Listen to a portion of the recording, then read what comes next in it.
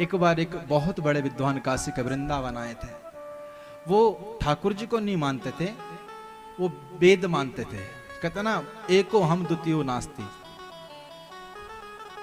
वो थे अहम ब्रह्मास्मि वाले। कहते कि ब्रह्म है, भगवान नहीं होता, सब ब्रह्म है। लेकिन जब वो महाराज जी वृंदावन आए और वृंदावन की परिक्रमा दे रहे थे, कैसे शिष्य ने बोला कि बिहारी जी के दर्शन करके चलते हैं गुरु जी।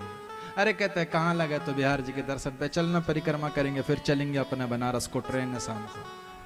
कहते महाराज जी यहाँ आए हैं तो एक बार तो कम से कम दर्शन कर लें। कल वहां जाएंगे, लोग पूछेंगे भैया बता बिहारी जी कैसे, तो क्या जवाब दोगे। संत ने सोचा सही कह रहा है, पूछते ही हैं लोग वृंदावन में गया कैसे क्या था। और नाम याद नहीं आ रहा, लेकिन बहुत बड़े संत थे, कोई छोटे मोटे नामी महापुरुष थे। मधुसूदन सरस्वती महाराज, वो कोई छोटा मुनि, बहुत बड़े संत थे। तो जब वो वृंदावन गए और बिहारी जी के चौखट पर गए, उन्होंने बिहारी जी के दर्शन किए। और जब उन्होंने बिहारी जी के दर्शन किए, उस समय कुछ नहीं हुआ।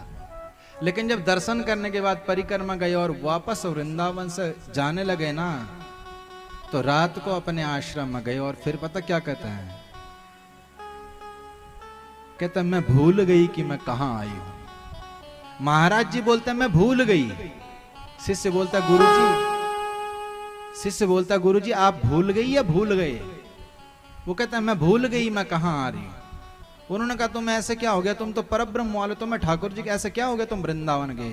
कह रहा जो वृंदावन में वो सांवरा बैठा है ना, उसने मुझे अपना बना लिया, मैं भूल गई मैं कहां आ गई। वो अपने सुध बुध खो बैठे थे। शिष्य बोलते हैं गुरु जी की यादाश्त चले गई। कहते मेरी यादाश्त नहीं गई, मैं ठीक हूं, मुझे सब कुछ पता है, लेकिन वृंदावन वाले ने मेरा दिल चुरा लिया। आज भी वृंदावन में ठाकुर जी साक्षात विराजमान है। कभी आप निधि वन के आपने दर्शन किए हो, आज भी वृंदावन में निधि वन में ठाकुर जी के नित्य रास होती है। लेकिन बड़े भागी हैं वो ब्रिजवासी जो आज उस वृंदावन में ठाकुर जी की उस महारस भूमि में रह रहे हैं। तो वृंदावन कोई साधारण नहीं है। वहां यदि आप रह रहे हो, ये बड़ी कृपा है। लेकिन अगर नहीं रहे और वहां चले भी जा रहे हो ना, तो ये और बड़ी कृपा है आप पे। क्योंकि सबको वृंदावन नहीं बुलाया जाता है और सब वहां जा भी नहीं पाते हैं। इसलिए कभी एक बार अगर जीवन में फुर्सत मिले, अगर काम से, एक बार जरूर आना हमारे वृंदावन। बोलना पड़ेगा और जोर से। तो वृंदावन वो भूमि है। और वृंदावन पता है क्या, वृंदा का मतलब होता है तुलसी। क्या होता है, तुलसी। वहां पहले तुलसी का ही वृक्ष था। हमसे बड़े बड़े पेड़ हैं तुलसी के, इतने बड़े पेड़ आपने कभी नहीं देखे होंगे। हमसे बड़े बड़े वृक्ष हैं तुलसी के।